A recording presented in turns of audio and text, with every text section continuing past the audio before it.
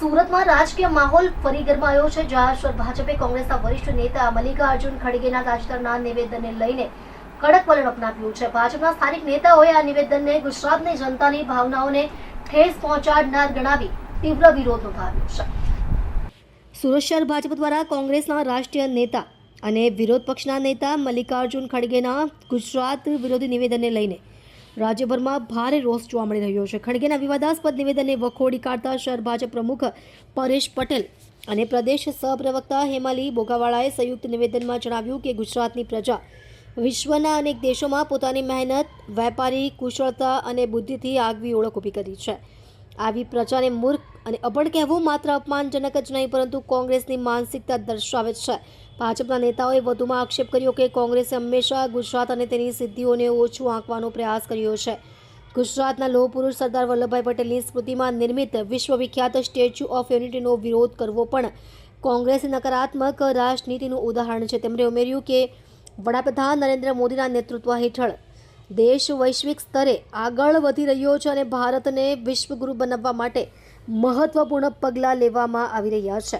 આવા સમયમાં ગુજરાતીઓ વિશે અપમાનજનક ભાષાનો ઉપયોગ કરવો દેશના વિકાસમાં યોગદાન આપતી પ્રજાની અવગણના સમાન છે. પરેશ પટેલ અને હેમાલી બોગાવાળાએ જણાવ્યું કે આ પ્રકારના નિવેદનથી માત્ર રાજકીય નહીં, પરંતુ સામાજિક સ્તરે પણ અસંતોષ ફેલાયો છે. ગુજરાતની પ્રજા આત્મસન્માન માટે જાણીતી છે અને આવી ટિપ્પણીઓને ક્યારેય સ્વીકારશે નહીં. તેમણે કોંગ્રેસે ચેતવણી આપતા કહ્યું કે પોતાના નેતાઓના બેદરકાર નિવેદનો માટે માફી માંગવી જોઈએ, નહીં તો આવનારા સમયમાં પ્રજા યોગ્ય જવાબ આપશે. આ મુદ્દે શહેરમાં રાજકીય ચર્ચાઓ તેજ બની છે અને આવનારા દિવસોમાં આ મુદ્દો વધુ ગરમાવાની સંભાવના વ્યક્ત થઈ રહી છે. પ્રથમ તો ગુજરાતી તરીકે મારો સખત વિરોધ છે.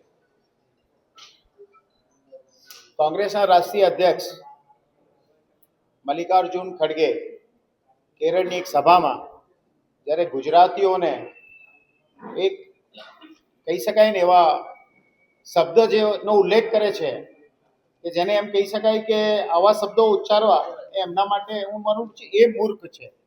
અભણ અને મૂર્ખ કોઈને કહેવું એ એક અતિશયોક્તિ છે અને જેનો વિરોધ ગુજરાતની 6.5 કરોડ લોકો ચોક્કસ જ કરશે. ને આપ જોઈ રહ્યા છો છેલ્લા ઘણા સમયથી આનો સખત વિરોધ થઈ રહ્યો છે. 6.5 કરોડ તો ખાલી ગુજરાતની પ્રજાજન છે.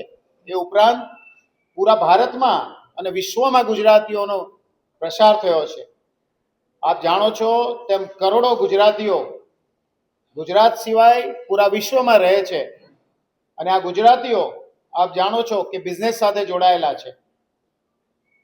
મૂર્ખ શબ્દ વાપરવો કે અભણ શબ્દ વાપરવો એટલા માટે અયોગ્ય છે કે જ્યારે ઇન્ટરનેશનલ કક્ષાએ જો ગુજરાતીઓ કામ કરી શકતા હોય તે અભણ ના હોય એ સ્વાભાવિક વાત છે. મારે ઘણી બધી વાતો આપ જાણો છો કે ગુજરાતમાં મહાત્મા ગાંધીજીનો જન્મ પણ ગુજરાતથી છે, સરદાર વલ્લભભાઈ પટેલ સાહેબનો જન્મ પણ ગુજરાતથી છે અને એમણે જે ભારત દેશ માટે બંને નેતાઓએ જે કામ કર્યું છે એ ઉપરાંત પૂરા વિશ્વમાં એમની નામના છે, એમની ખ્યાતિ છે, ત્યારે ગુજરાતીઓ માટે આવા શબ્દો વાપરવા યોગ્ય નથી. છેલ્લા 25 વર્ષથી સતત જેમણે નેતૃત્વ પૂરું પાડ્યું છે પૂરા ભારતને એવા માનનીય પ્રધાનમંત્રી શ્રી નરેન્દ્ર મોદીજી ગુજરાતથી છે, માનનીય અમિત શાહ સાહેબ જેઓ ગુજરાતથી છે અને જેને વિશ્વગુરુ કહે છે, જેના માટે માનનીય નરેન્દ્ર મોદી સાહેબ માટે એક એવા નેતા છે કે જેને વિશ્વએ સ્વીકાર્યા છે એ પણ ગુજરાતી છે. ત્યારે આમ મલ્લિકાર્જુન જે શબ્દોનો ઉપયોગ કરે છે એ અયોગ્ય છે અને એનો અમે ફરી એમના શબ્દોને વખોડીએ છીએ, એમનો વિરોધ કરીએ છીએ. આ ઉપરાંત અનેક વાતો છે. ધારો કે આપ કહો છો કોંગ્રેસ હંમેશા, મને એ સમજ નથી પડતી કે કોંગ્રેસને ગુજરાતીઓ સામે વાંધો શું છે, શા માટે એ ગુજરાતીઓનો વિરોધ કરે છે. અને કોંગ્રેસે આ એક બાબતે નહીં, આપ જાણો છો ત્યારે જ્યારે સ્ટેચ્યુ ઓફ યુનિટી નું બાંધકામ ચાલી રહ્યું હતું ત્યારે પણ કોંગ્રેસે વિરોધ કર્યો. જ્યારે વિશ્વની સૌથી મોટી પ્રતિમા બનવા જઈ રહી હતી ત્યારે પણ અમે વિરોધ કર્યો. આજે પ્રતિમા તૈયાર થઈ ગઈ છે.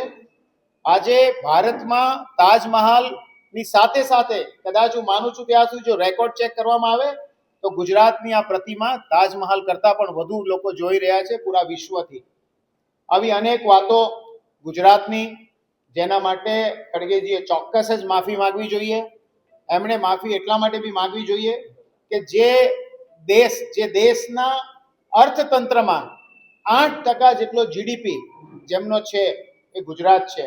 એ ઉપરાંત એમના પ્રોડક્શનની જીડીપી રેટની સાથે સાથે એમની ગુજરાતીઓ દેશ વિદેશમાં પણ એમની મહેનત અને બુદ્ધિને કારણે આગળ વધી રહ્યા છે. જ્યારે અભણ શબ્દ વાપરવો એકદમ અયોગ્ય છે.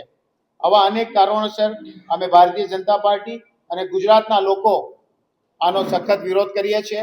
વાઇબ્રન્ટ ગુજરાતની વાત હોય ત્યાં પણ કોંગ્રેસ વિરોધ કરે. વાઇબ્રન્ટ ગુજરાતમાં કોઈ સારી કંપની ઇન્વેસ્ટમેન્ટ કરવા માંગતી હોય તેમને પરમિશનોની અંદર બાધા ઊભી કરવી, એમને કેવી રીતે હેરાન કરવા, આવા અનેક કામો કોંગ્રેસીઓ તરફથી કરવામાં આવે છે, એકદમ અયોગ્ય છે. અને અમે ફરી પાછા કહીએ છીએ કે કોંગ્રેસીઓને ગુજરાતીઓ સાથે વાંધો શું છે, આ અમને સમજ પડતી નથી. અમે આ વાતને સંપૂર્ણપણે એમનો વિરોધ કરીએ છીએ અને ગુજરાતી તરીકે ગુજરાતનું જે ડેવલપમેન્ટ છે, જે રોલ મોડલ આખા ભારતમાં, આખા વિશ્વમાં ગુજરાતને રોલ મોડલ તરીકે જોવામાં આવે છે, ત્યારે કોંગ્રેસીઓએ સમજવું જોઈએ કે ગુજરાતીઓનો વિરોધ કરવો એકદમ અયોગ્ય છે. આભાર.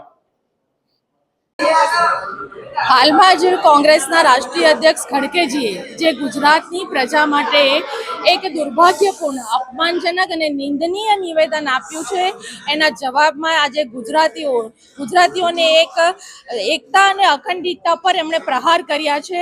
એમને કહેવું છે કે આ ગુજરાત છે, કે આ ગુજરાતની માટીમાંથી મહાત્મા ગાંધીજી और સરદાર વલ્લભભાઈ પટેલ જેવા લોખંડી પુરુષે પોતાનું યોગદાન આપ્યું છે. આ એ ગુજરાતની માટી છે.